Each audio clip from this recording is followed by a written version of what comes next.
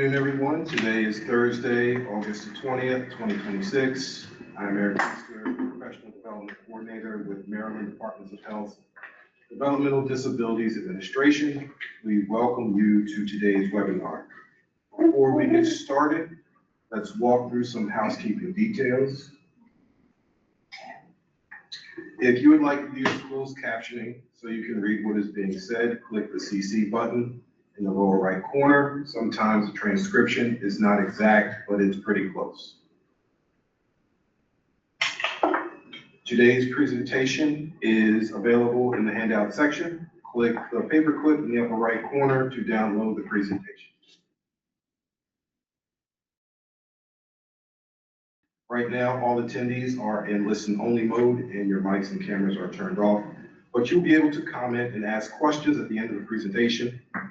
You can also submit questions during the presentation for us to read aloud during our Q&A section.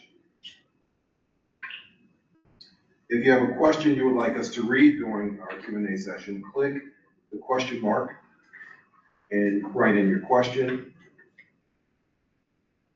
If you'd like to ask a question aloud, please click the hand icon at the bottom lower half of your screen.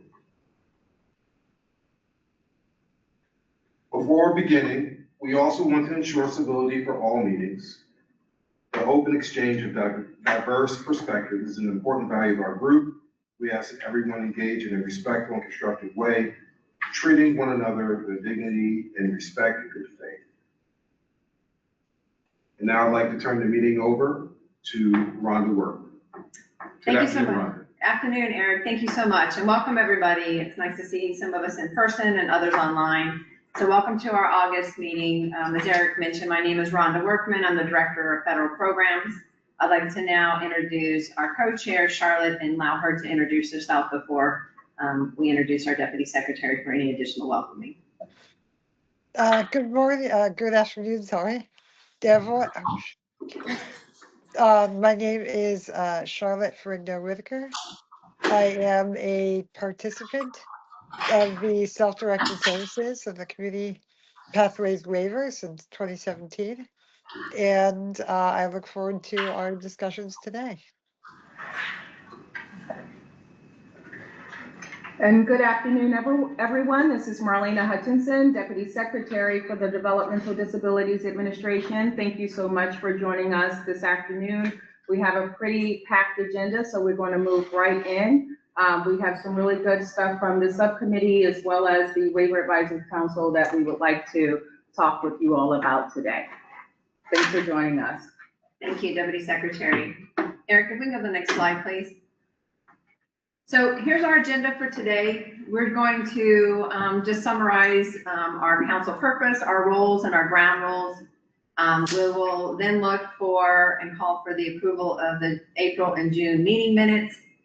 The work group updates and discussions will follow that, and there was some slides that were shared ahead of time with the membership. We will then talk about recommendation updates, some updates related to the self-direction budget methodology implementation, and then we will also have some discussion and information about waiver reinstatement policy, specifically related to over asset disenrollment. And then we will conclude today with our public comment period.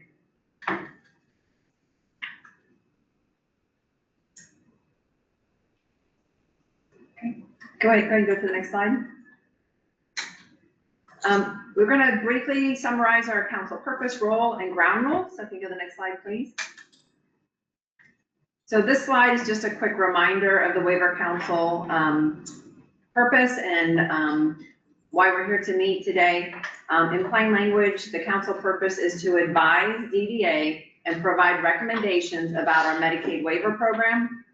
Just as importantly, the council creates a way for DDA to hear from stakeholders, especially people with lived experiences, and use that input to help inform our work. Next slide, please. This slide is related to the council's role, and it covers a broad range of issues that affect the waiver program. In plain language, this means the council can provide advice and recommendation about how the waiver is designed, how people access and receive services, quality and federal requirements, communications, and how DDA works with stakeholders. The council is an advisory body, and its input helps DDA consider different experiences and perspectives as we make decisions and identify opportunities for improvement. Next slide, please. This slide relates to our ground rules and describes how we want to work together as a council. In plain language, we ask everyone to listen to each other, use plain language, share information openly, remain flexible and open-minded, and participate respectfully. We may not always agree, and that's okay, because different perspectives are an important part of our council's work. Next slide, please. And finally, we wanted the council to be in a place where people feel comfortable about sharing different viewpoints. Eric shared a little bit about our conduct. In plain language, we expect everyone, council members and members of the public, to communicate respectfully and constructively. Personal attacks, inappropriate language, and disruptive behaviors are not appropriate. These expectations help us maintain a productive environment where everyone has an opportunity to participate and be heard. I'm now going to turn it over to Dawn to share some information about our minutes. Next slide, please. Thank you, Rhonda. This is Dawn Rudolph, also with DDA. And before we jump into the meeting minute approval process, I do want to acknowledge that DDA has noted concerns that the council has raised about the meeting minutes and their sufficient detail to track the action items, the follow-up items, and the discussions that were taking place. We do recognize that you are an important partners. You're an advisory body, and the experiences and perspectives and the information that you bring to council discussions are really valuable for that advice. We want to continue to receive the support that you provide and help us think through the experiences and comments and facts that we use as information as important data to inform our decisions. So our goal is not to create a transcript of the meeting, but to provide a meaningful record of the council's work. Our minutes will capture the major information that's presented, significant council discussions and recommendations, formal actions or motions, DDA responses when applicable, and identified action items. We have aligned the format and level of detail with other DDA advisory bodies, including the Rate Review Advisory Group. So I just wanted to share that context for background as we go into the meeting minutes approval, which I believe Charlotte is going to lead. Yes, thank you. Well, since we did have comments about the April meeting minutes, we will be asking the council if there are any further comments or revisions for the April and June meeting minutes.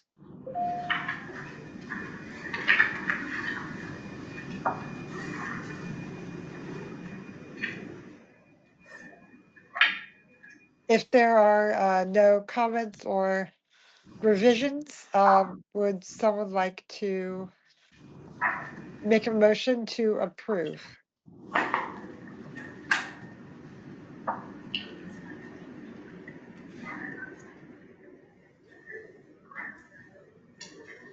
I'll make a motion. This is Andy Hall.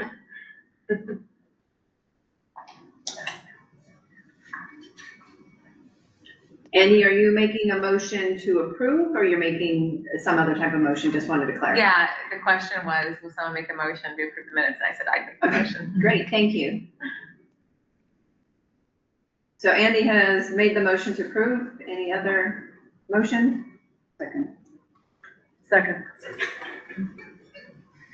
Great. Charlotte, it sounds like we got a approval and a second. Do you want to go to the next one? Great. Yes.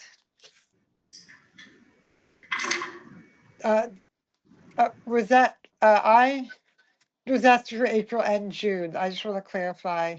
Did we approve for both months or do? The motion was to approve both. So Yes. was your second to approve both? So I think we just need a vote, right? Or Correct. unless there's discussion.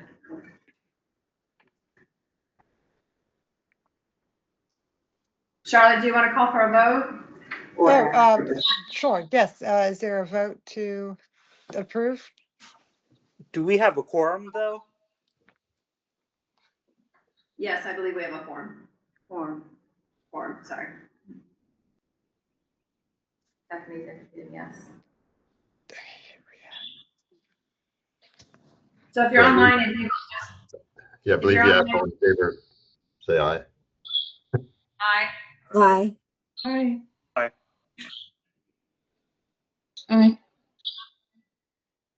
Any opposed?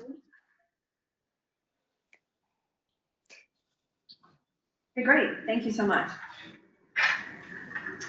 Eric, if you can go to the next slide. We just completed the discussion related to the minutes, and let's just go ahead and go to the next one, and we'll turn it back over to Dawn. Thank you. So to introduce this part of our agenda related to work group updates and discussions, we have received recommendations from the council for consideration, and the subcommittees have asked for opportunity to share its work with the full council and members of the public. So the subcommittee can present the recommendations it's developed and provide context for the council discussions. And I just want to note, and as we mentioned in the beginning of the meeting, we do have designated timeframes for different portions of the agenda, so we do need to be mindful of our time. If there are recommendations that would benefit from additional discussion, we can identify those for follow-up. Instead of trying to resolve everything today, we do want to give the council the opportunity to hear the recommendations and begin discussing the issues together, and also ensure that we have time for the remaining agenda items and public comment. So Rhonda and I did talk together with Charlotte about facilitating this part of the agenda. So as the work group goes through its 5 recommendations, I may ever so gently interject and just remind for each topic, after we've discussed that topic for a few minutes, I might just make a time check so that the group can decide if it wants to continue or move on to the next, just to help keep us on time. We do want to make sure to not miss the public comment period at the end. So with that for context, if we could go to the next slide, please. Charlotte, we're turning it over to you for any updates and discussions from the people with lived experiences work group. Thank you. So the lived experience group has continued to meet weekly, and we have put together a statement for everyone today. Good afternoon. Today we are here to talk about something much bigger than budgets, paperwork, or policy changes. We are here to talk about people's lives. Across Maryland, people with disabilities are being asked to repeatedly justify supports they have relied on for years. Approvals are delayed, services are reduced or denied, and people are being asked to prove again and again that they need the supports that allow them to live safely and independently in their communities. We are talking about awake overnight hours, dedicated hours, and the necessary staff to make it possible for us to get out of bed, go to work, attend appointments, and participate in the community safely and with dignity. We are already seeing the consequences of inadequate staffing. One of our lived experience members recently failed the fire drill at his home because there was not enough staff to safely evacuate. It was only a drill, but in a real fire, that could have meant death. Some participants living independently are being told that if they need this level of support, they should move to a group home setting. But these settings face staff shortages as well. Because of these shortages, people are losing opportunities to leave their homes, participate in their communities, and live the lives they were promised. The Community Pathways Waiver exists to help people live in their homes and communities. Independence does not mean doing everything on your own. It means having the support necessary to live the life you choose. We need timely approvals, a commitment to person-centered thinking, access to adequate staffing, and protection for the supports that keep people safe and independent. Please look beyond the numbers. Look at the person behind the budget, their safety, their home, their job, and their future. These are not theoretical consequences. These are people's lives. Thank you. Thank you, Charlotte. Eric, can we go to the next slide, please? Opening it up for discussions. I agree. I don't know if there's discussion. I mean, that's what we're experiencing. It doesn't matter what model you use. People are losing critical services and it's impacting their access to community. And it feels like it's gone in an even worse direction than it felt a year ago when I know budget's tight. But more and more we're hearing the state just doesn't have the money. Look, we know it's not fair, but we just don't have the money. We're gonna have to find the money. Because, and it's not that everybody's gonna get every single thing that they want, but they need to get everything they need because that's our commitment to people with disabilities. It should be the commitment of the governor. So that's my statement. I don't really have. Thank you, anything else to Andy. say. Anybody online or anybody else in the room, members, you can raise your hand and we'll call on you. I think, this is Karen Lee. One of the things that I have concern about, not just here in Maryland, but, across the country, I think that there is a less emphasis on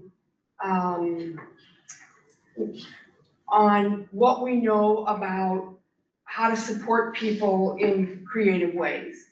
And I think, I go back to many people have gone to the, what is it called? The National Disability Training Group that Nancy Weiss used to do. Leadership, yeah, the Developmental Disability Leadership Group. One of the things that Lynn Siegel said to me probably 30 years ago when she was doing some work in Maryland was, why in the world would my staff need to help people out of a place when we have firefighters? Shouldn't we be teaching people how to access 911 and those kinds of services and so on? So I do think that there is maybe a philosophical difference about, is it the role of natural things happening in the community that are available to everybody versus a staff being Velcro to people? Does it decrease their independence and opportunity by having a staff in case one day there is a fire? And I don't mean to be controversial about that, but I think it's a worthy discussion to have that anybody who lives in the community, whether they receive HCBS services or not, has access to the firefighter system in whatever place that they live.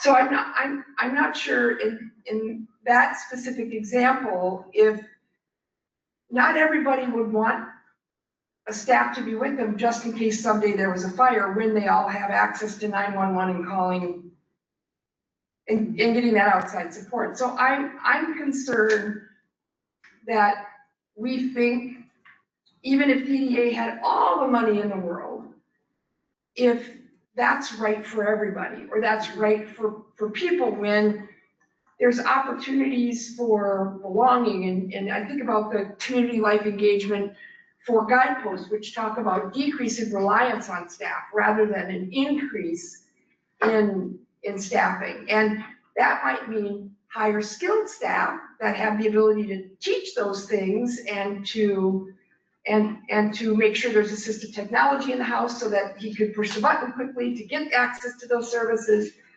And so can we look at things other than just having staffing as the answer. And I think it's just a worthy discussion to have.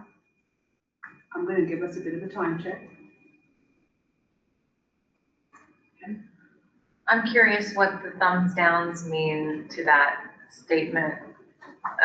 So is there anybody on the waiver advisory council that could, I think they were from the public. okay, I mean, thank you, we don't want, nobody should be at risk of burning up, but what you're saying is, I thought what I heard was, sometimes there's natural things that exist out there and you don't need a dedicated staff person to meet those needs, but if someone needs help getting out of the house, or if they get scared because there's a fire and they may not otherwise exit, then you have to have things like sprinkler systems, and you can't just say, oh, fire department will take care of it. Absolutely. So that, yeah. And So access to assistive technology so that if he has something, and have we met the local fire department to let them know, here's somebody who is vulnerable and they live here, and this is how you help them get out, because we practice it with the person.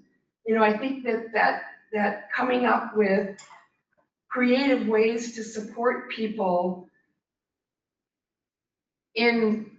without taking away their right and dignity to living a life, to have a staff follow them around all the time, I think it's just an important discussion to have. I'm gonna do a time check again, just to make sure we have, I know, 5 more topics to cover just in this section around the recommendations, so. We do have a couple hands. And what I want to say, what I'm hearing from the DDA perspective is a request for DDA to think about how we can offer complementary supports to those human supports that individuals want and need to live safely in their communities. So yes, some individuals will need staff that help them much more than others. But how can DDA look at items that substitute for human assistance? How can DDA train their local partners, like the health department, like the fire department, like the local law enforcement and so forth? And how DDA can also work towards and in partnership with providers. And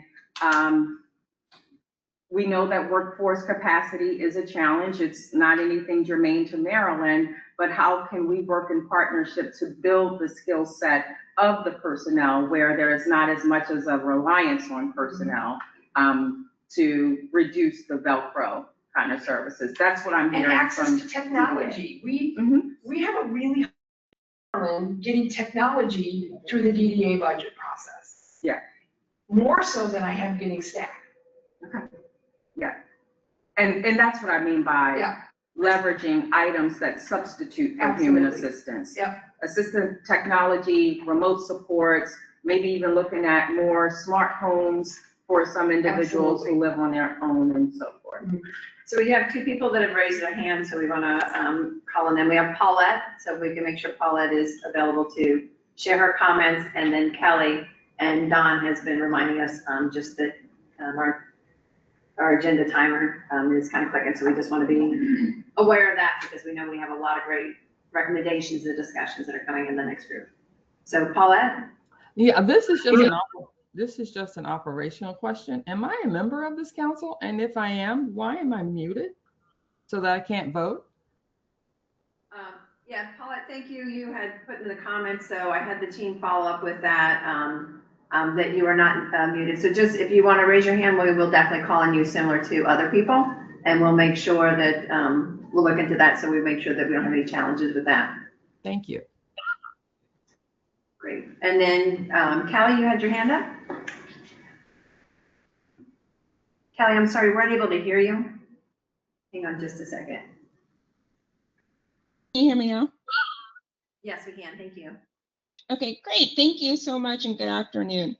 I just want to follow up a little bit on Charlotte's comment.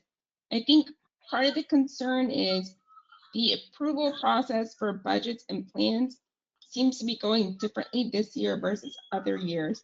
We're hearing that several participants are requesting the same services that they've been receiving for years, and they're being met with delayed approvals or multiple clarification requests. A lot of these people live on their own. They don't have access to natural supports. They're being told to just give up their jobs and go to a group home, or they're repeatedly being asked for clarification requests.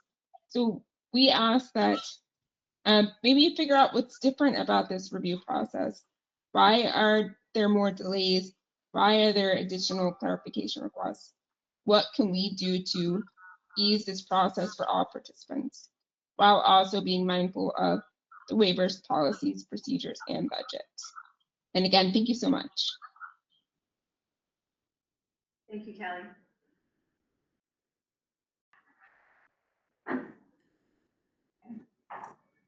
Would we like to go on to the next group of recommendations? If we could go to the next slide, please.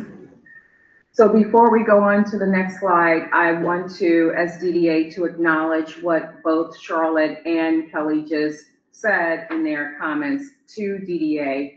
And so what we will commit to you all is we are actually looking at our internal processes as we prepare for some federal requirements that are going into effect on January 1st of 2027. One is in regard to the access rule that is specifically tied to person-centered planning and the plan review process, where every Medicaid program, 1915C Medicaid waiver program, must process person-centered plans within 7 calendar days. So thank you so much for this feedback, because we are actively looking at our processes right now in preparation for the access rules implementation, which is January 1st, 2027. Thank you so much. Thank you, Deputy Secretary. So next is the waiver recommendation work group. Charlotte, we're turning it back over to you unless there's someone else who's going to facilitate the discussion. Yes, I can start, and if anybody wants to, from the work group, would like to add or take certain slides, that's it's a discussion, so I encourage all of the members to chime in whenever they feel. So, but yes. I was trying to see. So, Okay, do you want us to go to the next slide? yes, next slide. I'll try and remember that. All right. So what we've put together are discussion topics for potential recommendations. We kind of wanted to, or well, next slide, please. The purpose of this presentation is to provide topics to the Waiver Advisory Council so that its members can discuss and provide recommendations to the Developmental Disability Administration in a collaborative format. So the important thing I think we wanted to reiterate is these are not recommendations that we are providing. They're discussion topics that we want to develop into recommendations that we collaborate on together as a council. Next slide, please.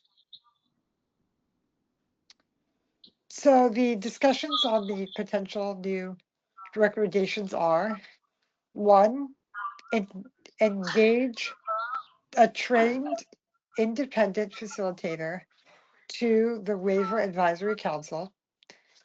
2, include the participant on all communications regarding their person-centered plan, or PCP. 3, issue technical assistance bulletins. 4, council input should be solicited and addressed prior to any public comment period. And 5, firm up Waiver Advisory Council meeting processes to ensure proficiency. Next slide, please.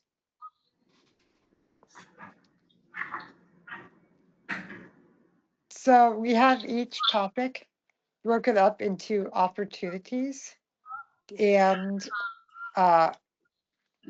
recommendations.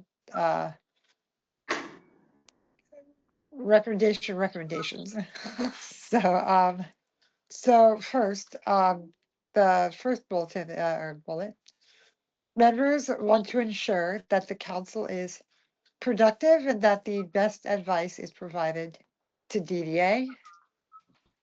Members have a lot of experience and expertise that could be better utilized. It should not be the role of the co-chairs to facilitate, and we reference the model of the RAG.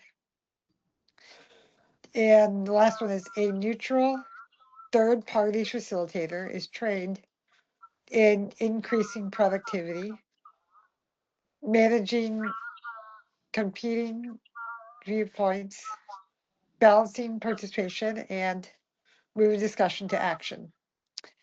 Next slide, please. And then here's a list of the sort of responsibilities that an independent facilitator could provide once hired. So develop meaningful agenda with council members' concerns and DDA input. Ensure balanced participation. Keep documented, keep discussions focused and productive. Identify consensus, disagreement, and possible solutions. Document action items, assignments, and follow-up. Summarize discussions and key issues. Record recommendations formally. Send to DDA. Record DDA's responses. So actions taken, discussions, or reasons a recommendation wasn't adopted, and to create a accurate historical record. And now at this point, it's kind of just open to discussions, ideas, and to the council at large.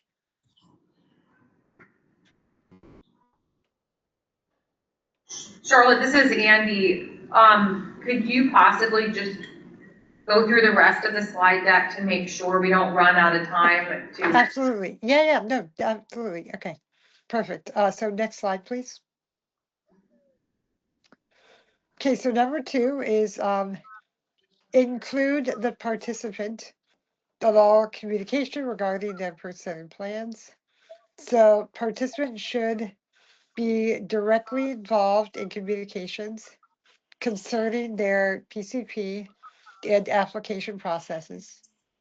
Participants should have access to clarification requests issued by reviewers.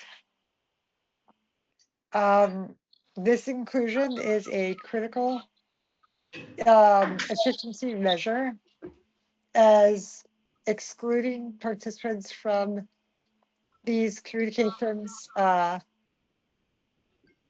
sorry, wastes both the individual's time and administrative requirements, administrative resources, and nothing about me without me. Did you bring the phones just a little bit closer to me? Just the phone stand. Okay, next slide, please. Okay, so in this send clarification, so the recommendations are send clarification requests and other critical communications to both the CCS and the participant, simultaneously creating a clear paper trail. Second bullet is allow participants to grant permission for providers and others to receive notifications similar to medical information access authorization, and to grant access to LTSS to improve transparency consistent with the Self-Direction Act. Next slide, please. So under the issue technical assistance bulletin, technical assistance bulletins, TAB, provide standardized guidance and would create a new clear reference point to provide, to prove, sorry, let me go back. A clear reference point to prove when procedures are being followed consistently. This guidance could prevent inconsistencies which exist in areas such as PCP and application processes. Policies and procedures denoted in plain language can prevent misinterpretations and misunderstandings across stakeholders and or team members. And ensuring consistency would have a direct positive impact on participants' services and well-being. Next slide, please.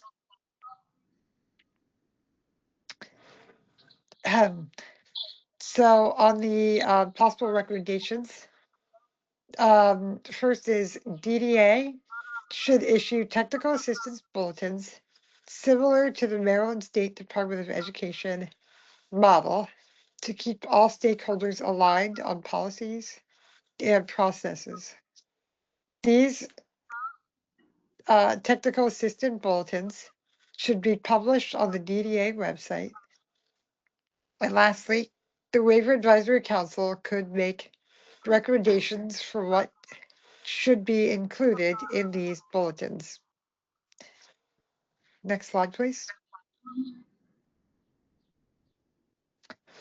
Council input should be solicited and addressed prior to any public comment period. Recommendations and input from the Waiver Advisory Council should be given priority and meaningful consideration before public comment. Soliciting and addressing council input before public comment is the mechanism that makes the council's engagement meaningful rather than symbolic.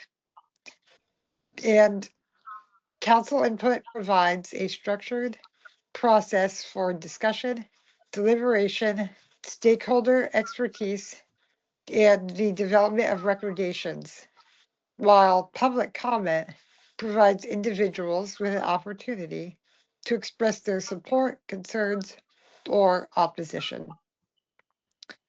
Next slide, please. DDA should provide the Waiver Advisory Council with sufficient advance notice and information to allow members adequate time to review, discuss, and develop informed feedback before a public comment period begins. When Waiver Advisory Council feedback raises significant concern or recommendations regarding possible outcomes such as service disruptions, DDA should allow an appropriate amount of time for further discussion with the council before proceeding to public comment. Next slide, please.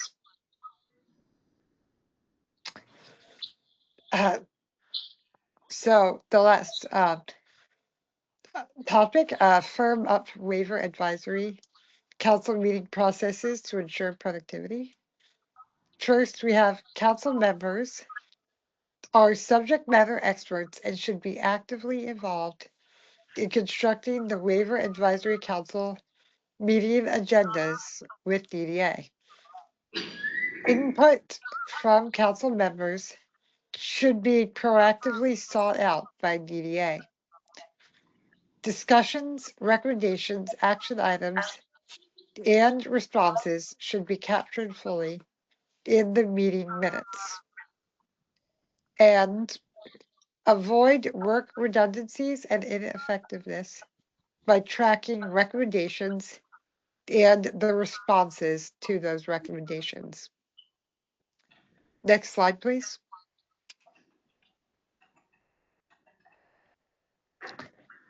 So the possible recommendations: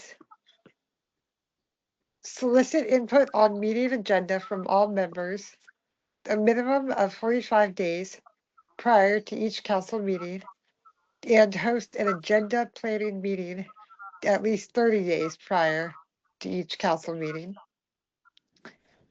Establish an internal tracking system for all recommendations and unanswered questions to document history and hold council members and DDA accountable. Add a standing agenda item for DDA status updates on prior recommendations, including requests for specific response deadlines and reasoning. Publish detailed and written meeting minutes and council recommendations on the DDA waiver advisory webpage, along with the recordings of the waiver advisory meetings. And lastly, publish formal responses by DDA to those to those recommendations on the same webpage.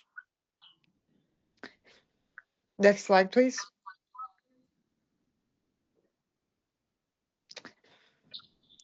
Thank you. And now I think the discussion time can kind of open kind of to any of the topics. It doesn't have to be in order. I don't think.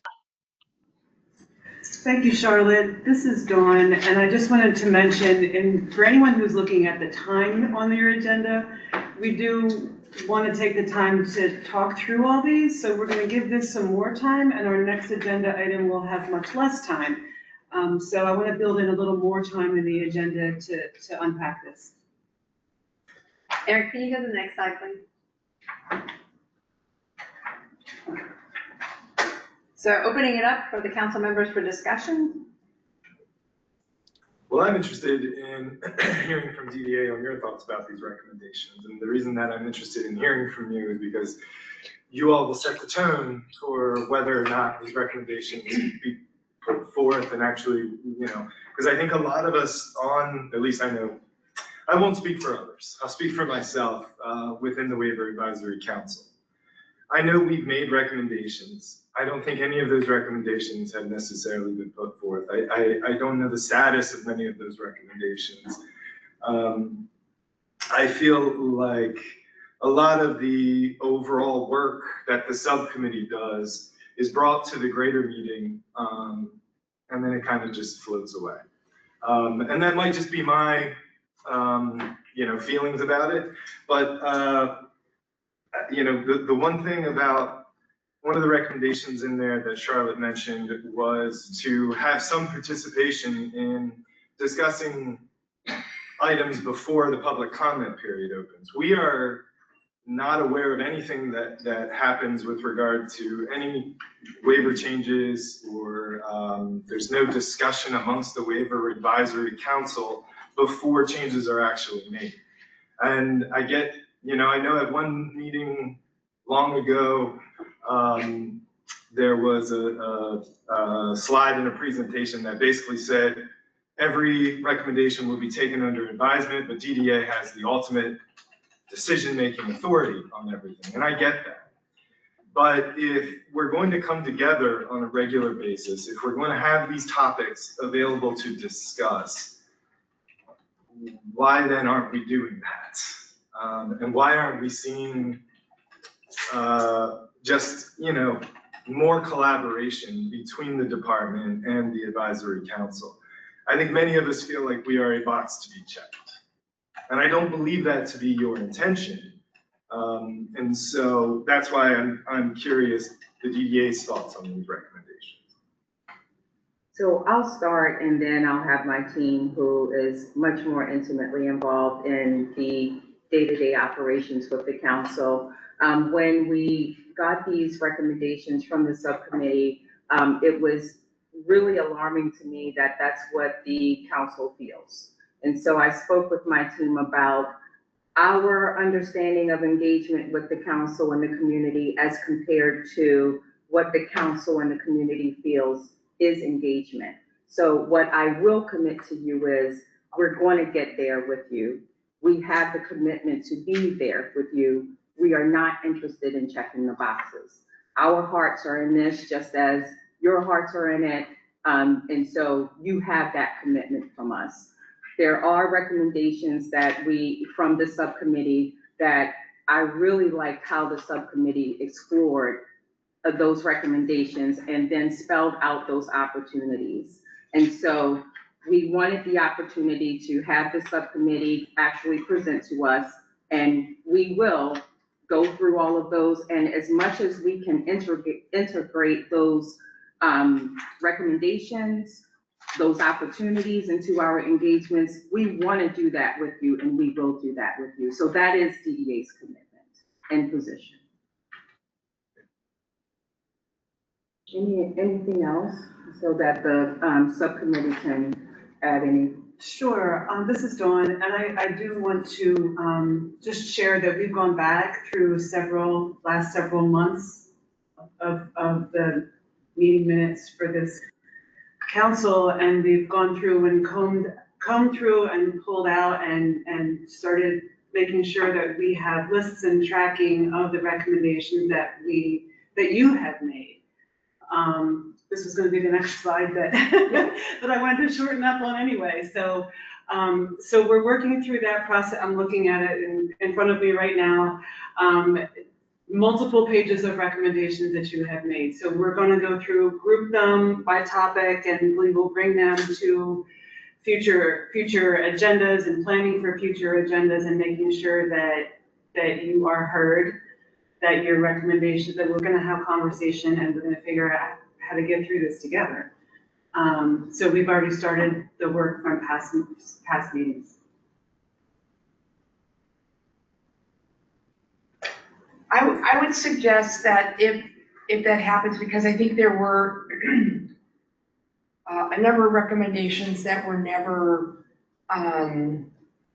there wasn't further discussion on after they were brought forward, that as you work through that list as well as this list, that we be involved and help you to prioritize which ones would be the ones that we would look at first. There's a lot of really interesting tools out there to use for helping people to prioritize. That might be a way to communicate in between council meetings.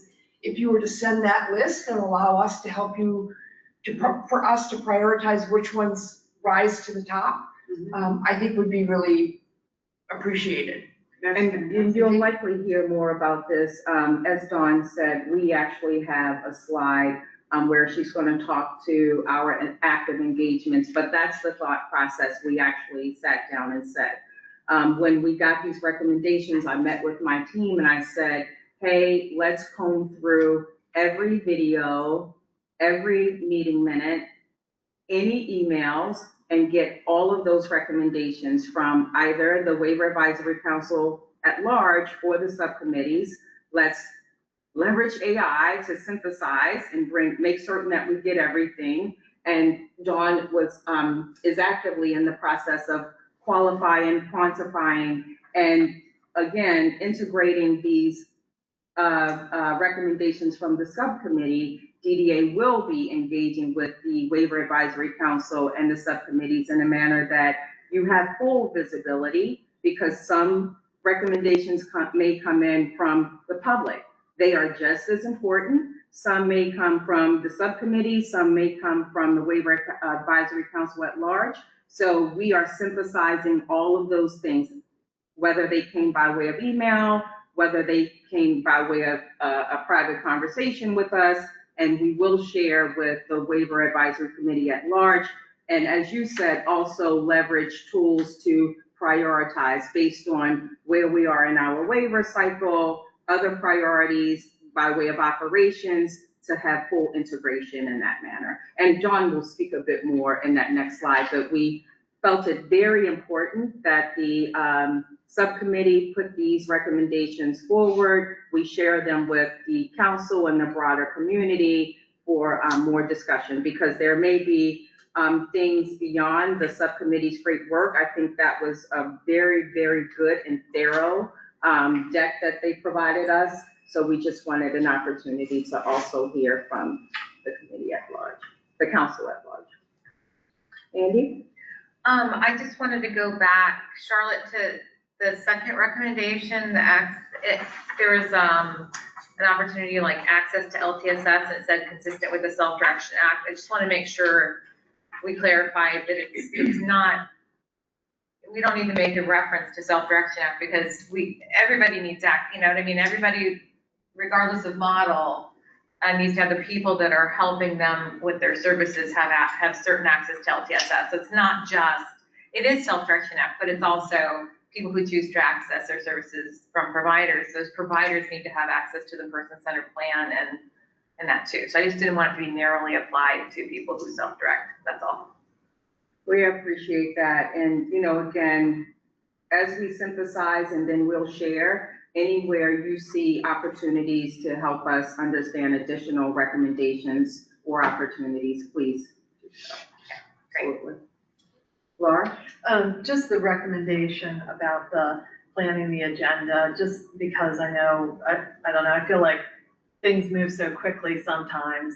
I understand wanting a kind of a process to develop the agenda, but I think it would be good if we could keep part of the agenda open for something that, you know, might be a hot topic that comes up 2 weeks before the meeting or week before the meeting, to be able to leave a little wiggle room there. That's kind of a little amendment to that recommendation. Absolutely. So some time for walk-on items. Mm-hmm. Yeah, or at least to provide it, even if it's provided 2 weeks in advance, because that's a 30 and 45 day timeline. It's pretty long from load for an agenda. Yeah.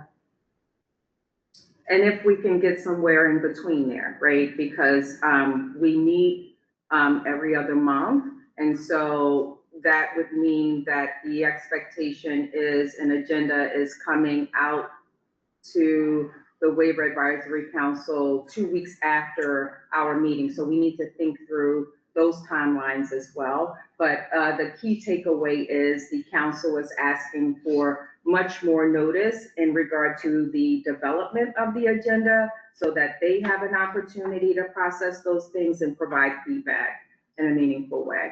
That's the key takeaway. We do have a council member online, Paulette, who'd like to share some thoughts. So we're gonna open it up for Paulette, please, Eric. Yes, I just wanted to also add that in the subcommittee meeting, one of the things that when we presented these topics, it wasn't it was so that it would spur discussion with the whole council. So even though we may have worded it in the language of maybe a particular aspect, then when it's brought before the whole council, then we could see how that, just as it was done just now, to see how it broadens out and impacts everyone else within there. So we're not looking at the as these recommendations from the subcommittee as being something that is hard. It's just something that we're bringing forward for discussion so that we can have recommendations. Okay. And then the second thing is I want to also emphasize that we had a lot of discussion about having a third-party facilitator. Because it's hard to be working with, thinking about the different topics, as well as making sure that you're keeping the minutes, that all of the logistics are going on at the same time. So having that third-party facilitator really would help. And there was all discussions of how that would be paid for, and we would have discussions about how that would be done. But again, I want to emphasize that on third-party facilitator. Thank you. Thank you for that. And that is something that, like spoke very loudly to us when we got these recommendations, and we did attempt to even get a facilitator for this meeting. We just didn't have enough notice. But please know that DDA is actively working on trying to secure a facilitator as much as possible for future meetings. Thank you. Absolutely.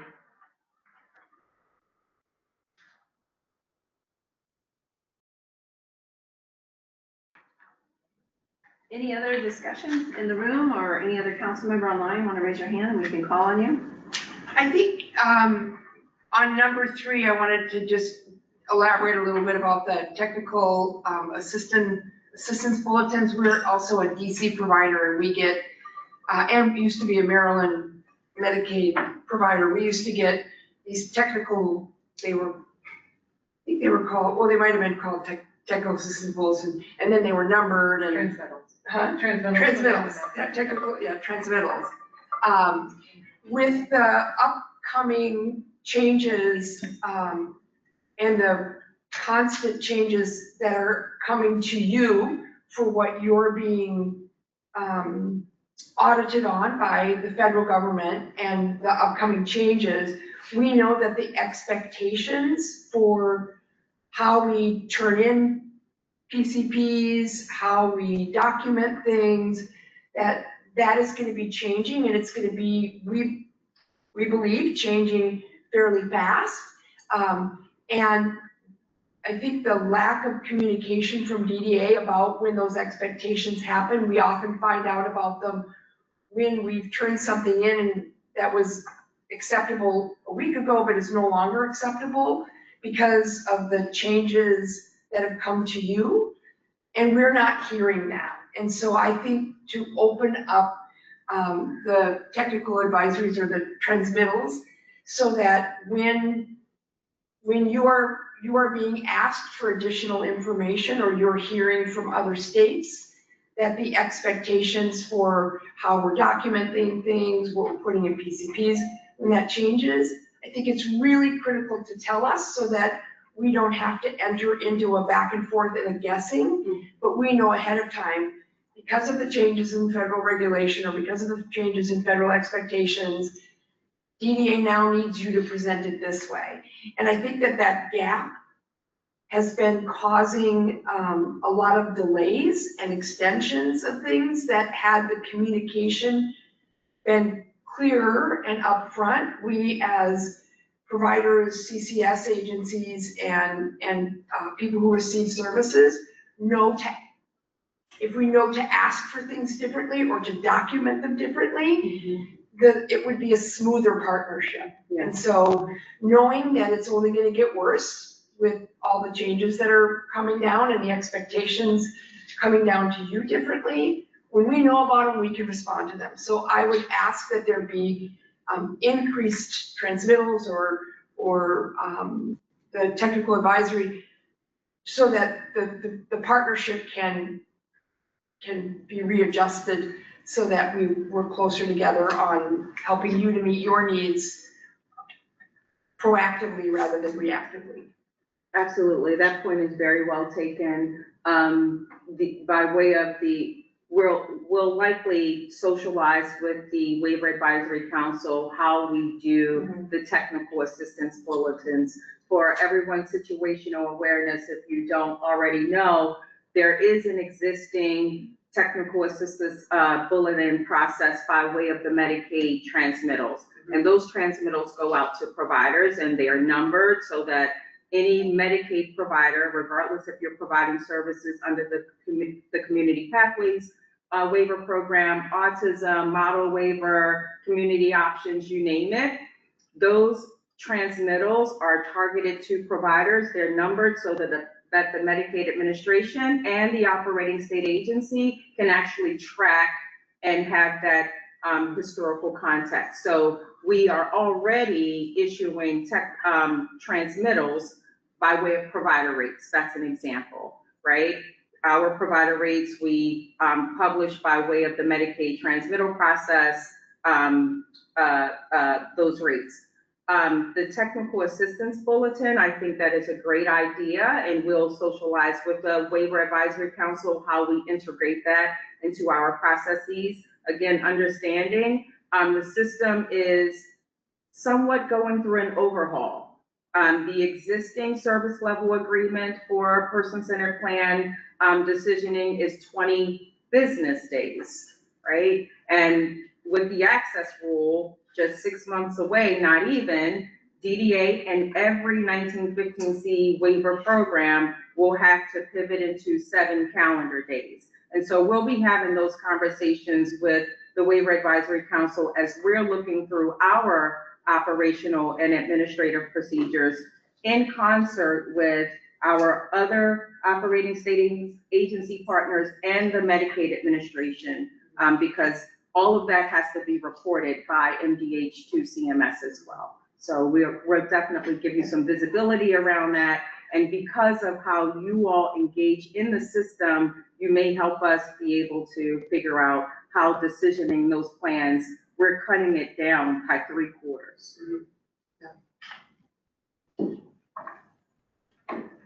Sure.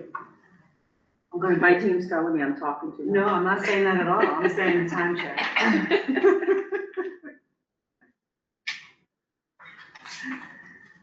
So we do not have any more hands raised online from our council members, so great discussion. As the Deputy Secretary said, we take this very seriously, so we'll be going back and looking at that.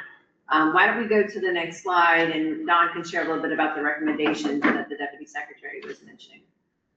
And then we can do, oh yeah, I think this slide is, one more slide, and then we'll be where I'm hoping for. Thank you. So we have the Community Pathways Waiver Amendment submitted. We are now returning to the work of reviewing the recommendations. As I mentioned, we're going back several meetings, pulling through the transcripts, pulling through the videos to make sure we're getting the recommendations and the advice, and we're gonna be grouping them. The word we're using here is organizing and sequencing by topic.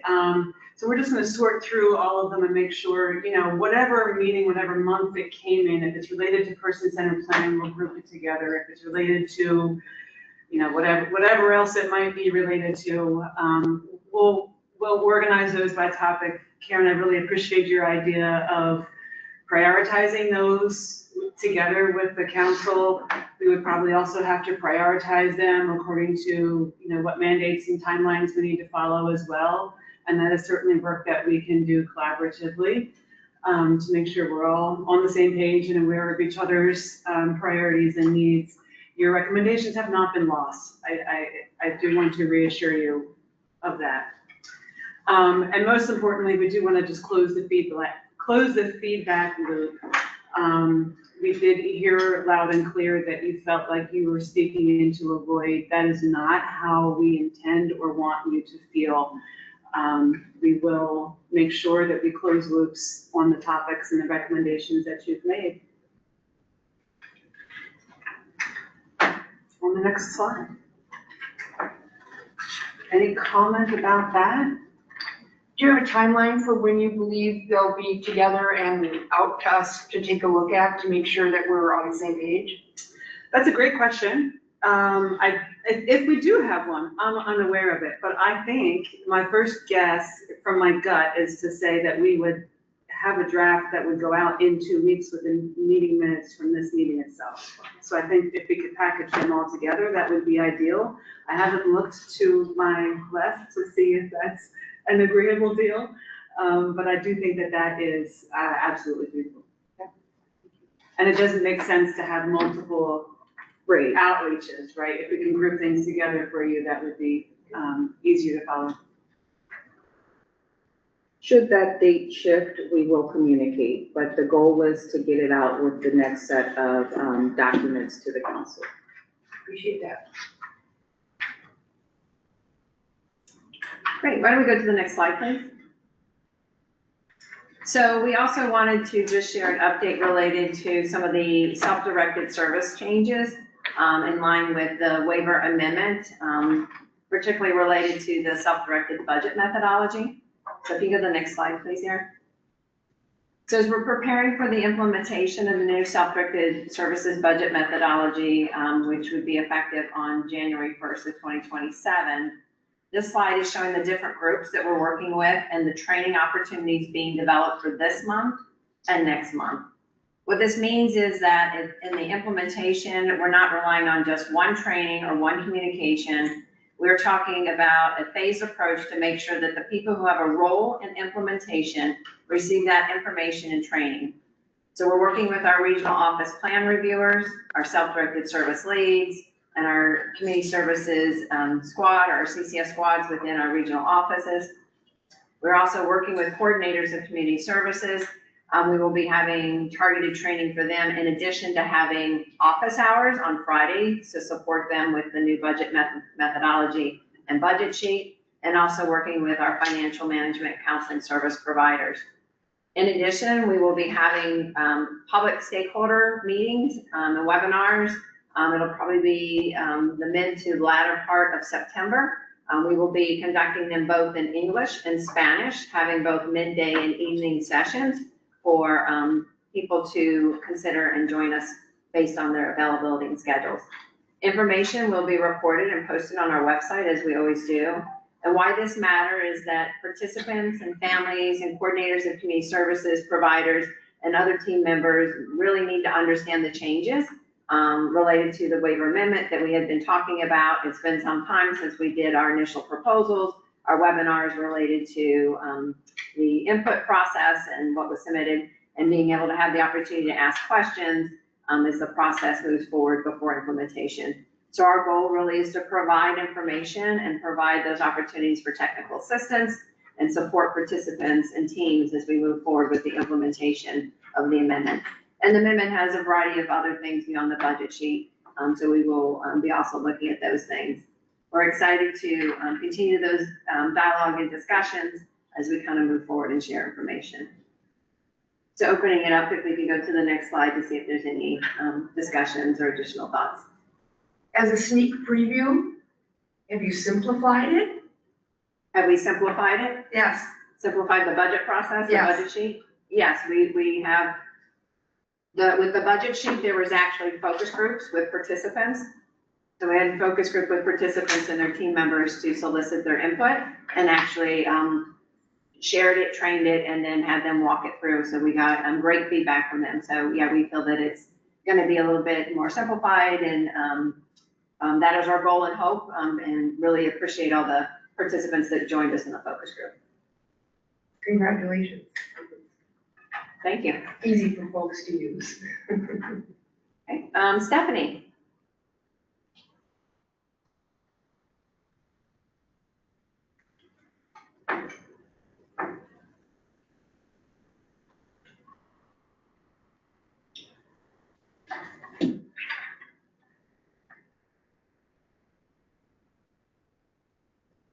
Just a second, Stephanie. They're working on opening up your mic.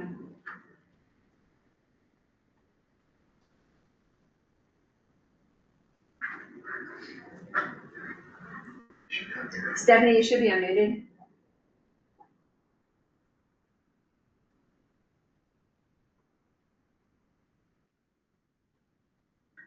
Stephanie, we believe that your mic has been unmuted if you're able to unmute on your side and share your thoughts.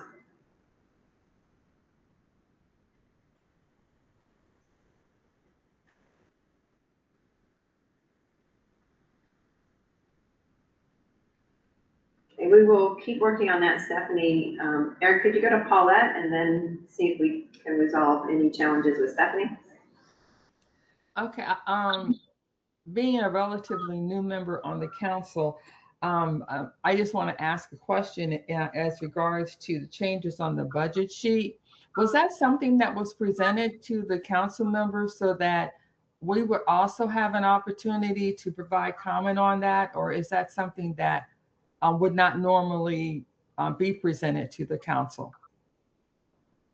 Yeah, what a great question, Paulette, really appreciate that. I think as per the recommendations and discussions today, those would be things that would be considered. And as the Deputy Secretary has shared, we take those recommendations very seriously, and we'll be working towards those with additional recommendations. Okay, so Ron, so what you're saying is in the future, these types of changes would be presented to the council for participation. Yes, what I'm saying is, yes, items would be shared in the future. Okay, thank you. Thank you. Eric, are we able to get Stephanie?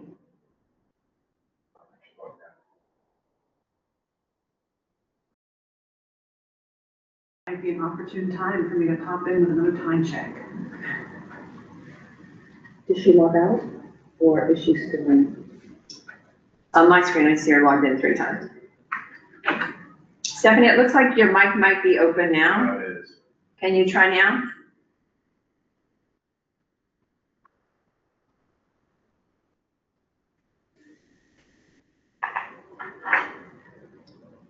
And in the system, it looks like you were logged on 3 times, so there might be something conflicting, at least on my view.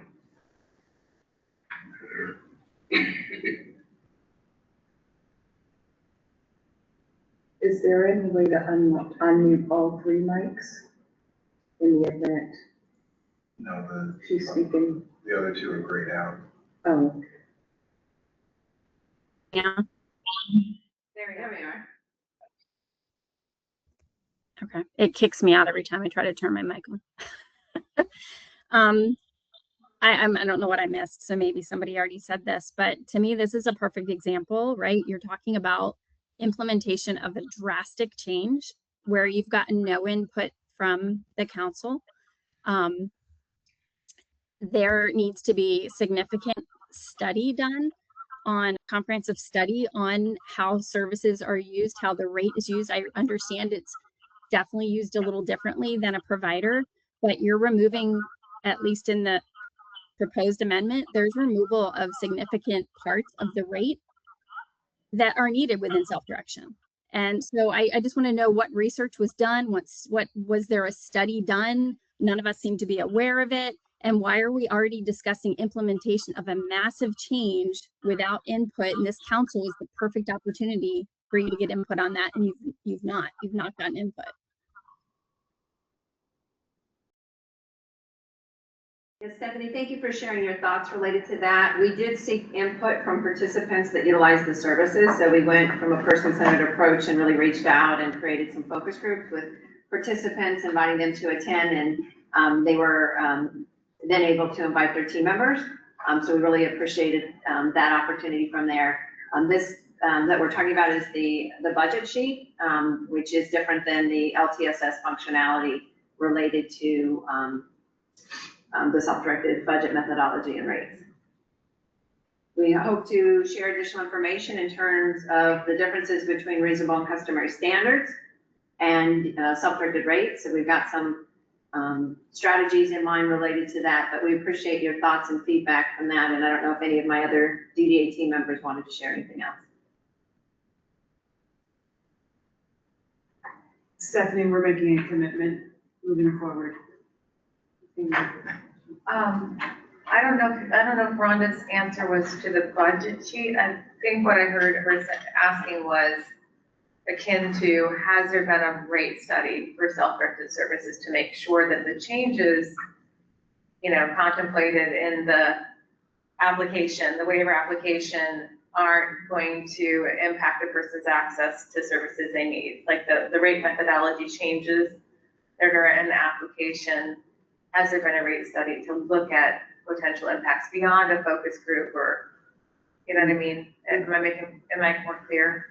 I don't think she was talking about the budget sheet as much as the actual change in methodology and beyond reasonable and customary wages, which that decision was made by the General Assembly. And so was the 60/40 that I think she's talking about the brick. I think that's right, Stephanie, is that your question? Okay. She's not again. So she said, yeah. Oh, she's raising her hand. Okay. As a part of the waiver amendment process, effective July 1, 2026, all Medicaid waiver programs, when you are touching rates, are supposed to provide an access test. And that test was done by the Hilltop Institute and submitted as an attachment to our waiver amendment application. So that access test has been done and it's before CMS for consideration. And that happens not just on the self-direction side, but also on the community provider side. So they looked at the 2% cut and with that in. They are actively reviewing it. That is a new requirement for 1915C home and community-based waivers. It used to be something that was required for state plan services. This is very new, effective July 1, 2026 for HCBS programs. And as you all know, in regard to the DDA sustainability proposals, we went through extensive research and analyses with the Hilltop Institute throughout the legislative cycle, looking at DDA's cost drivers, looking at utilization, looking at expenditures, also looking at rate components, not just in self-direction, but also on the community provider managed model. We did extensive analyses on rates, utilization, rate components, and so forth. So this isn't anything that DDA just baked together. It was, as the community knows, and those who participated on the Maryland Intellectual and Developmental Disabilities Sustainability and Equity Committee, also known as MIDSEC, we did those analyses. And as a result of the new federal requirement, we have provided an analysis to CMS for consideration. Laura? Thanks for that answer. Is that analysis public? Does it become public at some point? It will become public at some point. Okay, so it doesn't have to be published. It doesn't have to be shared with the public. No, it's an internal operational procedure that goes in with the waiver amendment now. Okay, but then, I'm just curious, because it's all new on the HCBS side. Is it required to be shared, or is it because it's a public document at some point it's shared, or the department's just making a commitment? I'm just trying to understand like federal versus state in terms of this new Yeah, process. we don't have any situational awareness about its requirement to be shared. But we have no problem in, once we get through this process, confirming with CMS and so forth and working with you all through that. We have been very open and transparent about all of our analyses tied to services, service definitions, rate components, utilization, and so forth. So we have no problem with being transparent.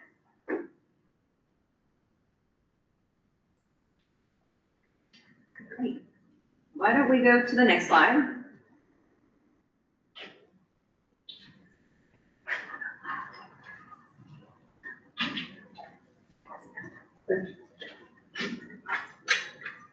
So the next topic we want to go over really quickly, we want to talk about the provision that we are putting into place in collaboration with our Medicaid partners around financial eligibility disenrollment. And so we have worked very closely with our Medicaid partners on a waiver reinstatement policy when waiver participants upon redebt go over the asset requirements to be financially eligible. I want to do a check just to make certain that my Medicaid partners are on. And I do see that our Deputy Medicaid Director has joined us. Thank you so much, Reva. We're going to present this topic for everyone's situational awareness and then also any questions. We're really excited about this. Next slide.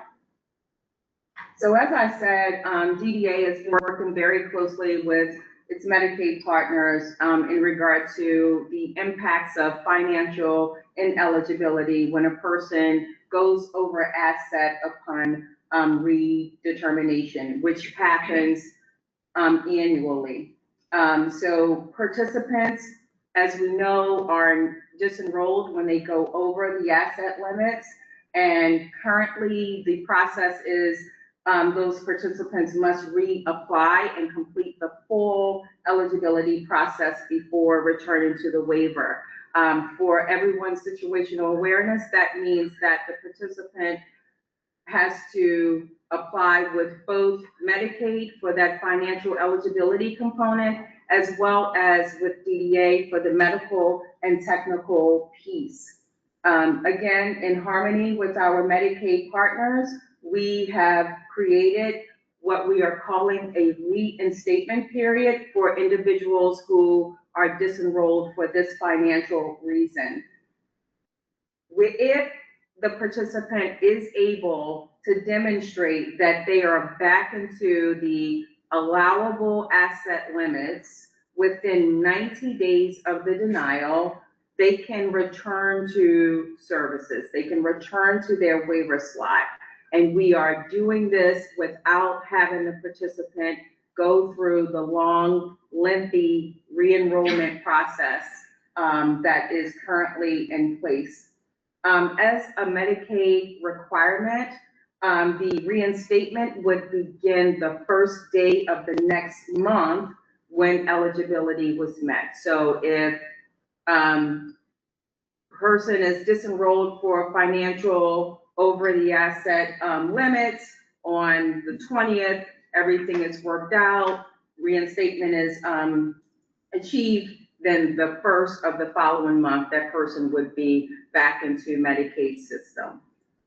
Next slide.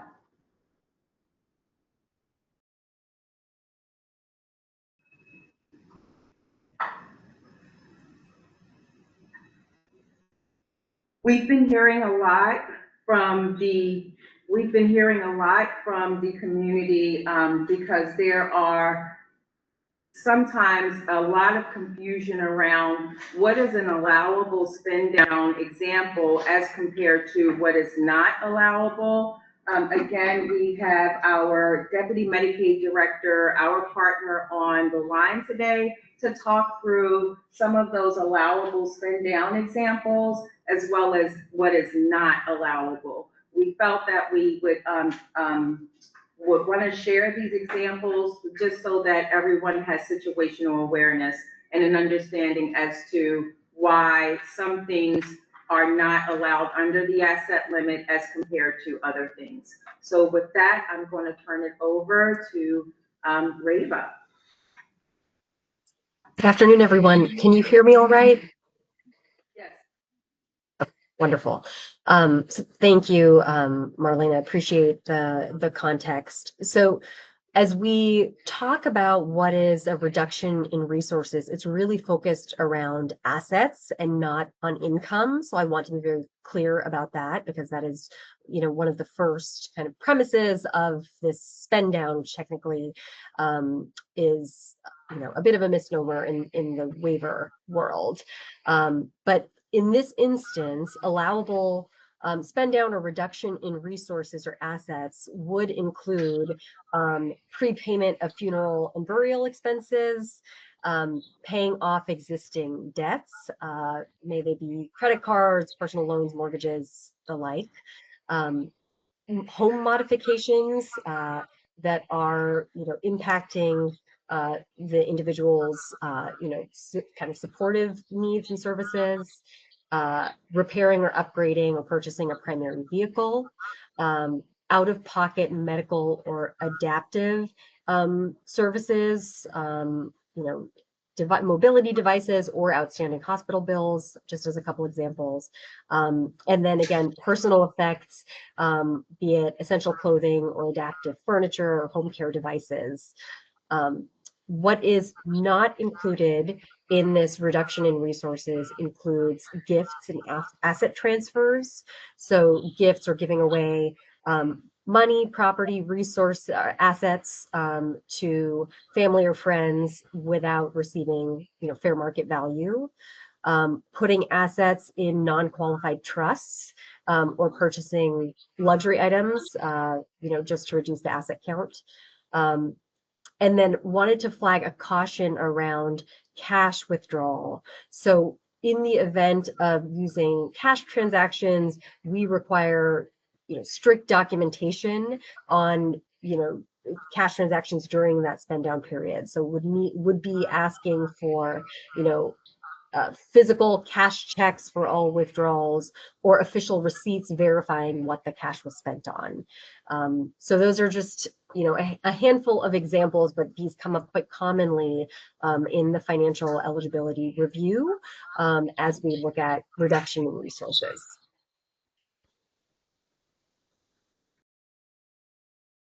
Thank you, Marlena, for the opportunity to share a little bit about that. Thank you. So again, DDA, we're very excited about this new provision. As I said, we've worked very closely with our Medicaid partners on this federal allowable spend down process and committing to getting these applications or situations resolved within 90 days. Can I have a question? So the practice that you're currently talking about, because I've been doing this a really long time, has been the practice that's been in place for 36 years that I know of. At some point it changed and we were not notified. And now you're changing it back to the practice that had been taking place for years and years and years. So I'm really concerned that at some point a decision was made to change the practice from what you're proposing, because that's the way it has been for years and years and years. When did it take effect that you weren't following that practice, and when will the old practice be reinstated, and will you be grandfathering people back in?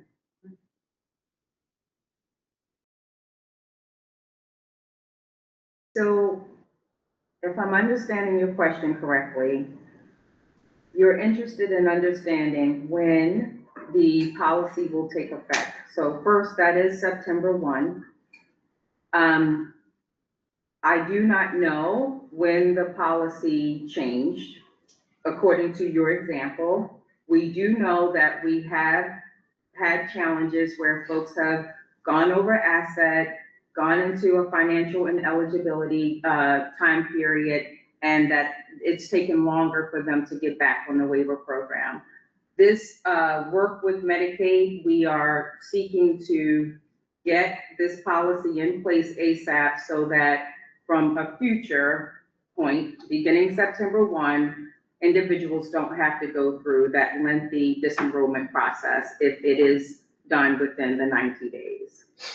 So my concern is that there are people for whom this happened before September 1 of this year. What you're proposing to have happen September 1 has been the practice in this state for 36 years. I have no idea, and this goes kind of back to the transmittal issue, I have no idea when it happened, and it is not happening consistently. So there are some people who go over asset, they fix it within 24 hours, and we're all of a sudden getting paid back to the date they didn't actually get disenrolled. They get through the process fast and it happens. So to me, it appears as though, and I don't know the difference between a practice or a policy in this case. I only can talk about the practice because I assume that the practice was based on a policy. So Don't make that assumption. Huh? Don't make that assumption.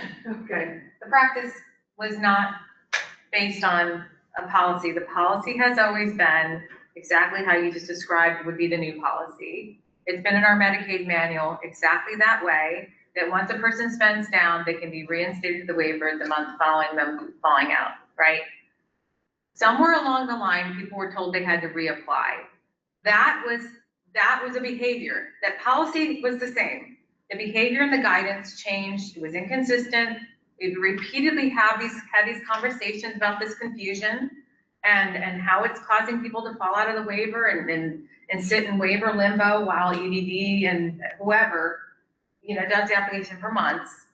And so while I am grateful that there's this, hey, September 1, we're actually going to follow it.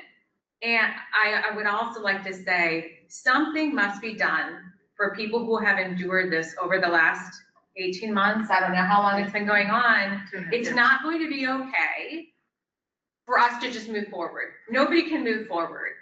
There are hundreds of people that this has happened to that are still in limbo. There are millions of dollars in unpaid claims for services provided by providers that had no other choice but to provide these services to protect the health and safety of people with intellectual and developmental disabilities, lest they become homeless or end up in hospitals or perish.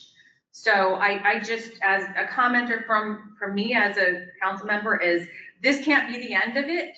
There has to be a remedy for the people that came before this September 1. And thank you for the September 1. Again, I don't want to be disrespectful in that I know a lot has gone into this, but this can't be the end of it. But the policy has been in the Medicaid manual. This has been the policy. Yes. Laura?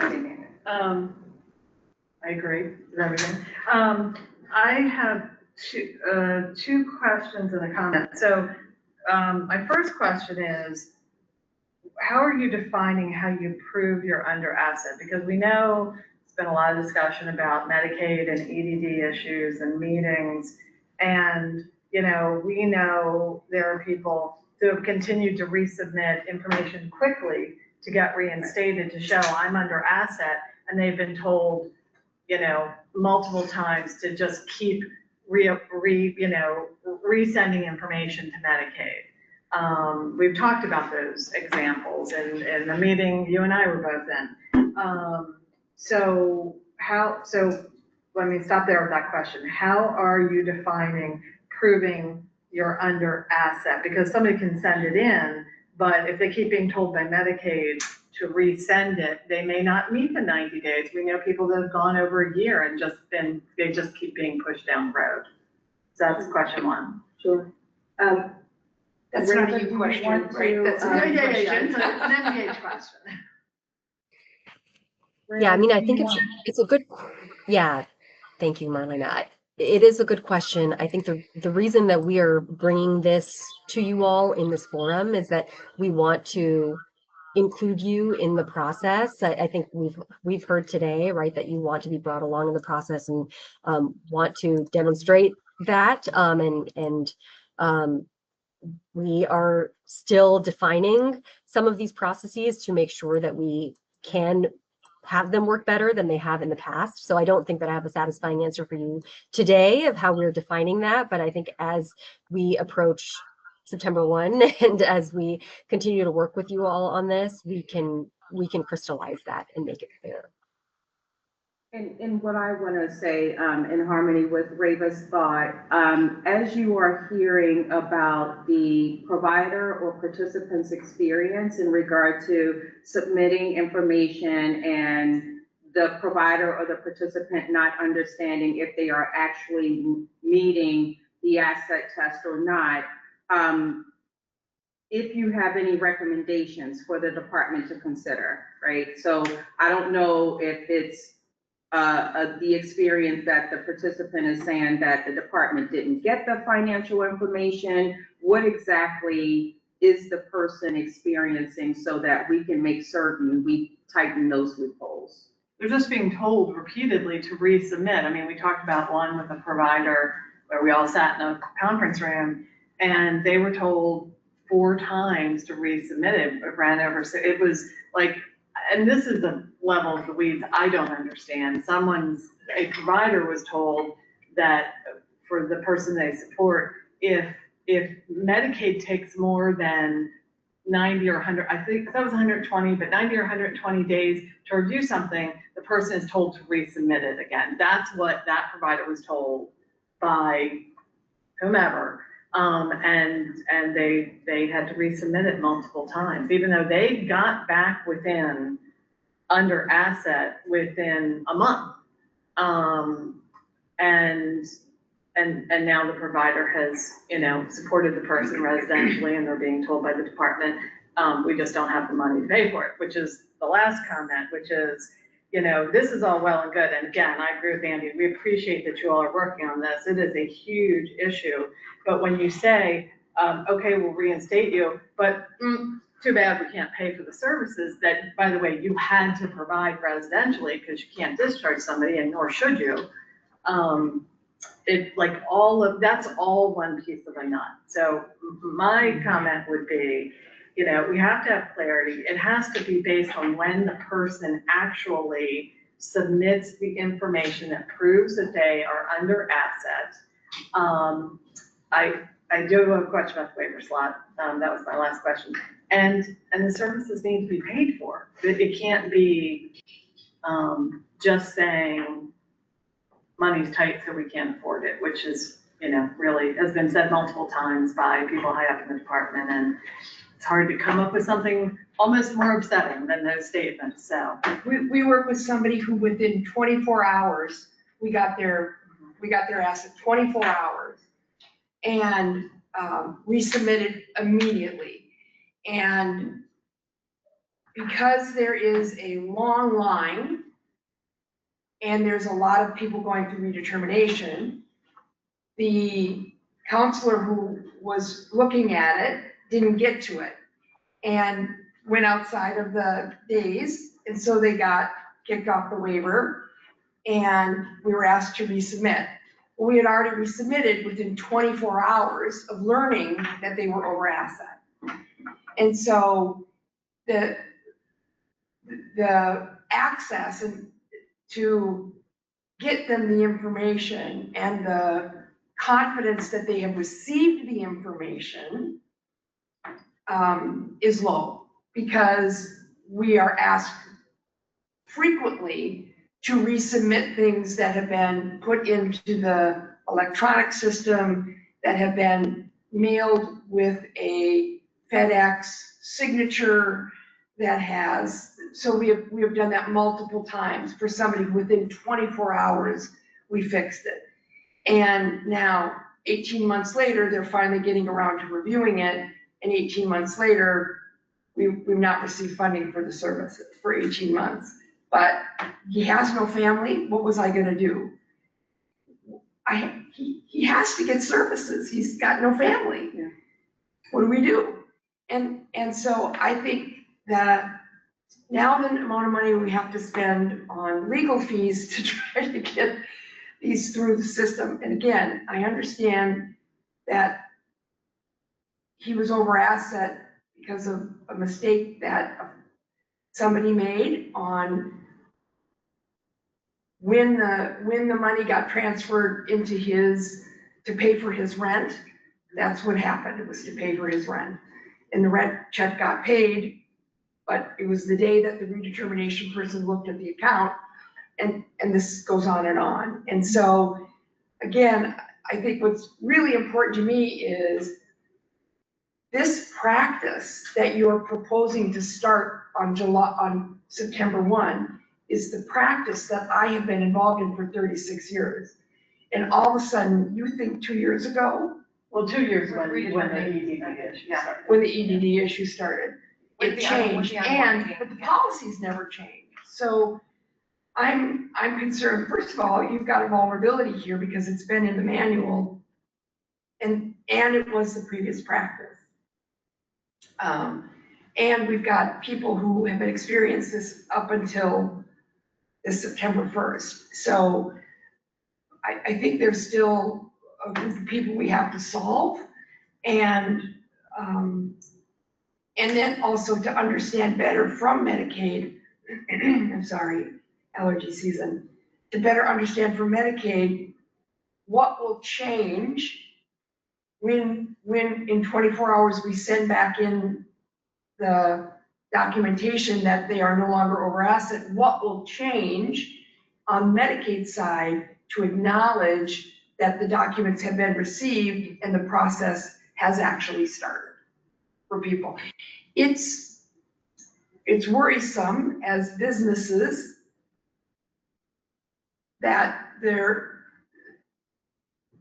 to understand better what will be changing in the process starting on September 1st, and what do we do about the people that have been experiencing this for the last 2 years?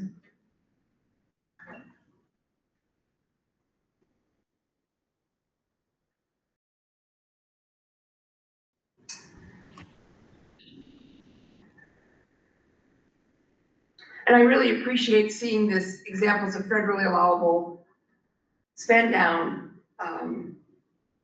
And I think that would be a great transmittal to go out to people so that they know exactly what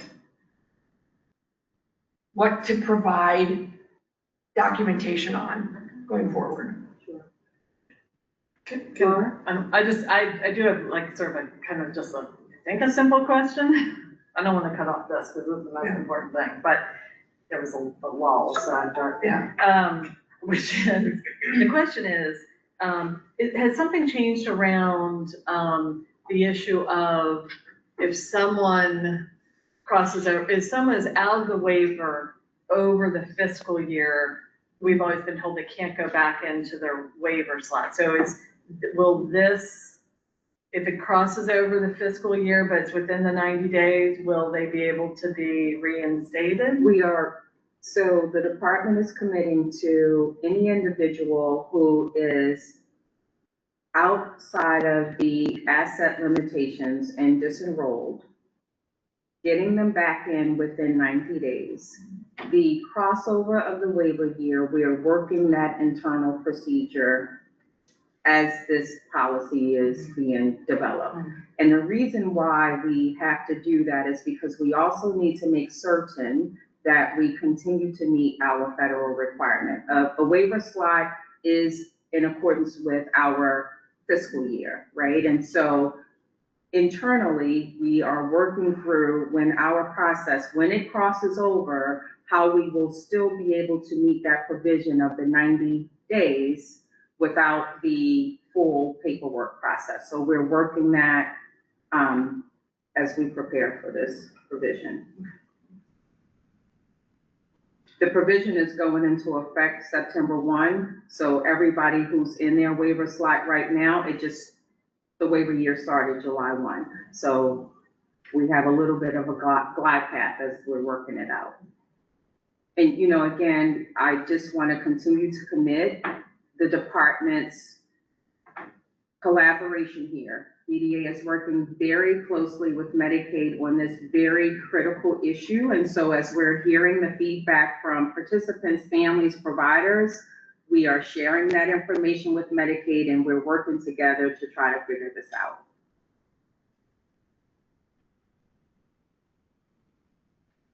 I want to echo Marlena and her comments. I hear the frustration as someone who has devoted a large preponderance of my time since I've joined the department to working with our eligibility determination division and EDD. I recognize the frustration and the experience that many people have had of having to resubmit documentation, resubmit it, the rigmarole that comes with that. I recognize that there may be some growing pains as we implement this come September, but hearing from you all allows me to partner with EDD and better identify pathways for us to address that, especially knowing that has been your experience. So I just want to affirm what you all are saying. I know it's not some panacea that will magically improve tomorrow, but it's certainly something that we will be mindful of as we implement this. We have Matt's hand up. Matt, do you want to go ahead and open up your mic? Just briefly, I agree with a lot of what's been said, and I just for context, I also wanted, if the department, people aren't aware, when someone's particularly in community living residential services, we don't inherently we can't force someone to choose the provider as the rep payee. And so a lot of times families want to maintain that service for various, be the rep payee for trust reasons, whatever it is.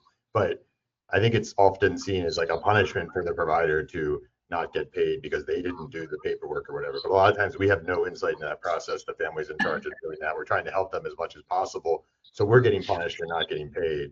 But we have no insight into it. Now, when the people we are rep payee for, we do have those receipts that we've sent things, and like Karen was talking about, and repeatedly have sent things and that kind of thing. But there's also times where we don't have insight into that, and yet we're being punished.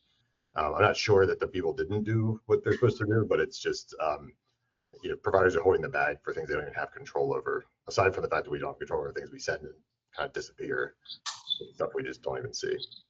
There's something that people, I think, should understand about that. Thanks. One last quick question. Is able accounts one of the federally allowable spend down?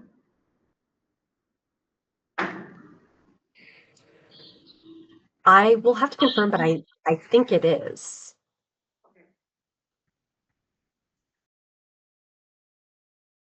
We might want to be explicit about that. Yes. Okay, thank you. So great discussion. More to come as we talked about that as we partnered together with Rava and her team, and more information to come out. So we're going to go to the next couple slides so that we can then open it up for public comment. Eric, if you go to the next one. Next slide, please. This is a slide for all of us. We did get some questions in the question box from the public asking where you could find out who the members are, where the meeting minutes and documents. This is where you can do it. There is a dedicated DDA webpage for the Waiver Advisory Council that you can go to. It has all the members and meeting information and the reporting, including the charter. We can go to the next slide, please. Our next meeting is Thursday, October 15th, and the following one would be in December. And then if we can go to the next one, we're going to open up, one more slide, please, for public comment. And so with that, we just want to remind, if you have a person-specific situation or challenge that you'd like to discuss, we ask that you reach out to us directly. We want to ensure we are being very protective of people's personal information and confidentiality. So we will open it up, and Eric, if you can go to the next slide. We'll open it up. We'll call people who have their hand raised. We'll open up your mic, and you'll have the 2 minutes so that we can provide opportunities for a number of people to share some of their thoughts about the great and rich discussion today from the Waiver Advisory Council. So Eric, I'll turn it over to you so that we can go to the first person with their hand up, please.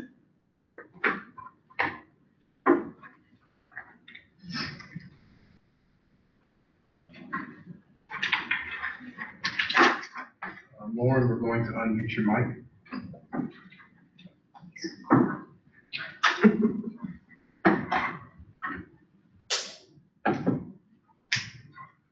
Hello, can you hear me? Yes, Lauren, thank you. I have 2 quick questions. Ms. Hutchinson, earlier in this meeting, you mentioned that the PCP must be processed within 7 business days. But then later in the meeting, you pivoted and said the PCP process had to be done within 7 calendar days. So which is the difference? What is it? Is it calendar days or business days? And the second question I have, which is real quick, we've been checking almost daily the CMS state waiver list, and we've noticed the only waiver out there that is in pending status is the Maryland Health Choice. See, when it goes into pending status, it allows for public comment. However, I have not been able to see the Community Pathways Amendment number 4, 2026 out there showing a pending status. You recently mentioned that the Community Pathways waiver was submitted, but my question is to whom? Because CMS has not listed it on its waiver status list, so we can do public comments. Thank you for taking my questions. Absolutely. So just to make certain that we're all clear and we're all tracking, currently DDA has a 20 business day PCP or person-centered plan review process. DDA is in the process of preparing for the final rule requirement by way of the final access rule, where all home and community-based services programs will have to decision plans within 7 calendar days. So right now, the service level agreement is 20 business days. We are in the process of getting ready for January 1st, 2027, where we will have to decision plans within 7 calendar days. In regard to your second question, the Health Choice application is a different Medicaid authority and goes through a different public comment period process, which may be why you see CMS has that state's application pending and not the 1915C Medicaid waiver program for community pathways. The Community Pathways Waiver Amendment application was published to the general public for public comments June. It was during the month of June. I don't have the exact dates, through July. We can provide the exact dates. I cannot recall off the top of my head, but the state did, I think it was June 28th or earlier. But we did go through the required and formal public comment period process early this summer prior to submitting the waiver amendment application to the Centers for Medicare and Medicaid Services. That is a requirement. CMS will not consider the state's application if it does not conduct its required public comment period. Because the 1915C Medicaid Waiver Authority is a different authority than the Health Choice Authority, CMS may not have published on its website its pending status. The waiver application is actively under review with the Centers for Medicare and Medicaid Services. And we actually held our public comment period. It was not June, my apologies. It was April 29th through May 28th.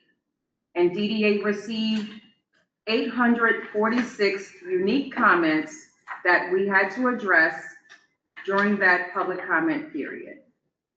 I hope that answers your questions. Eric, if we can go to the next person, please. Next person is Irene Sawada.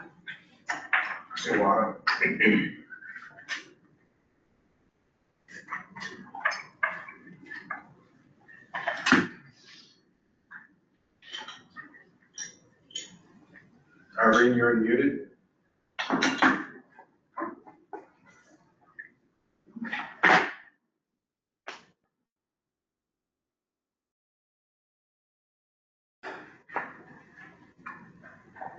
Irene, I believe you're unmuted. Oh, there you are. We're not able to hear you though.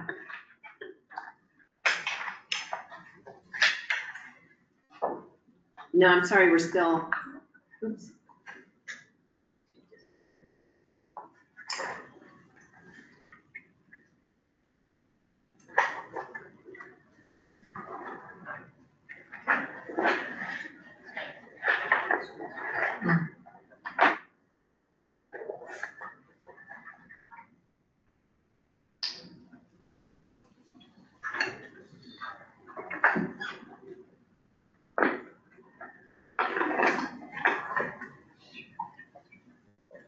Irene, can you try again? It looks like on my screen you're back connected.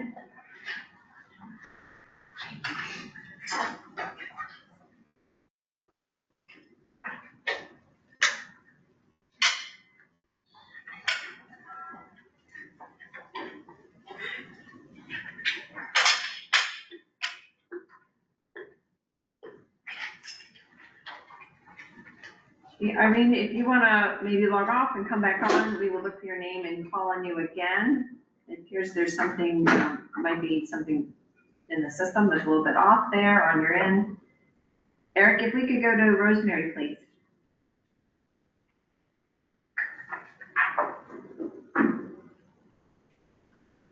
Thank you for taking my question. I just want the Waiver Advisory Council to be aware that when we're talking about, when DDA is talking about having self-directed services participants go through some changes that are coming up, and there's all these trainings being prepared to ensure or to help people figure out what's coming. that one of the requirements to require that that SDS PCPs be revised by January 1st is going to put a huge workload increase on both CCSs and everybody who is self-directing their services. So my question is, will the Waiver Advisory Council support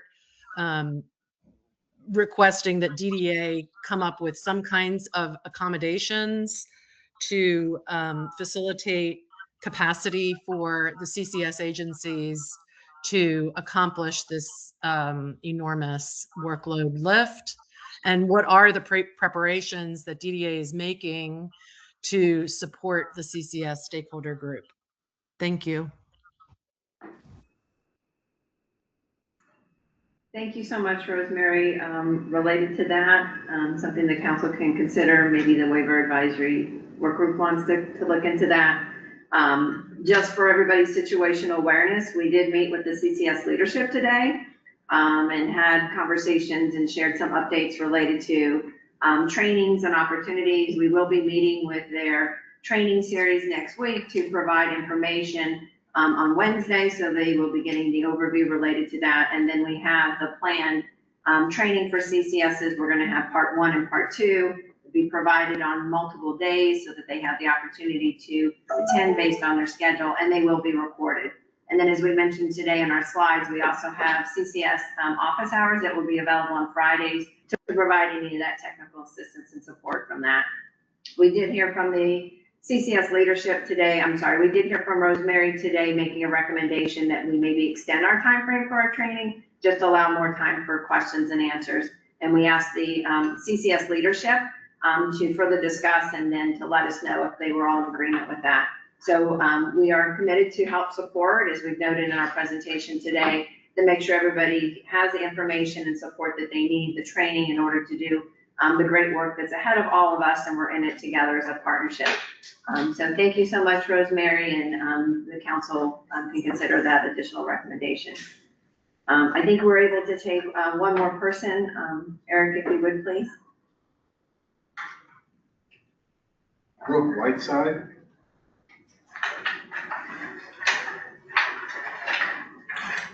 Unmuted. I do have questions, but if you want to go ahead and take another question, I think I can find my answers elsewhere. I don't want to take from somebody else who might have a more important question. Brooke, we appreciate that. We're happy though to take it. If you are passing, I see Irene is next in the queue, and we'll try to see if we're able to hear her comments today.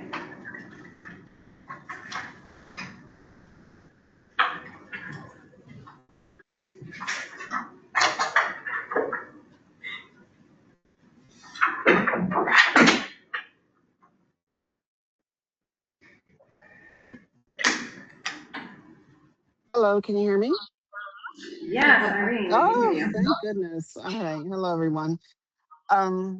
My question is regarding what we were talking about, the redeterminations. From our experience, the people who live on their own, who have like limited family involvement, are really struggling to get the waiver documents in place. And so they're at higher risk of ended up in more restrictive environments. So I know like with the equity committee that we have talked about having like the cultural navigators for people to help like to understand the system. Like it's not just about language, but also just, you know, in terms of access and it's a trust issue, right? So most of us have roles that don't allow us to help people with their personal finances, and we're you know, just basically getting into like the more detailed aspects of helping people with their redeterminations. But I have seen that a lot. And so what happens is that when folks don't have that support to become, you know, to do the redeterminations, and they get ushered into more restrictive environments, you know, that's money that's first of all, like we have situations where like providers can't even take them until they're into waiver. So there's this catch-22, right? So you can't get in unless you're into waiver, but you can't get into waiver because you need more support. So I just think that there needs to be a lot like more focus, or just not ignore like the population of people that are just really, they just need like some extra support to become redetermined. Thank you, Irene, for sharing that. So we appreciate everyone's time today. We apologize for going over, but we wanted to make sure we had those great opportunities for discussion with the council members and questions and follow-up that was done. We appreciate the opportunity to hear from the public and hold at least having that 10-minute session with them. So we'll continue to work on our agenda and try to support the continued engagement for that, and look forward to seeing you at our next meeting. Thank you so much for joining us today.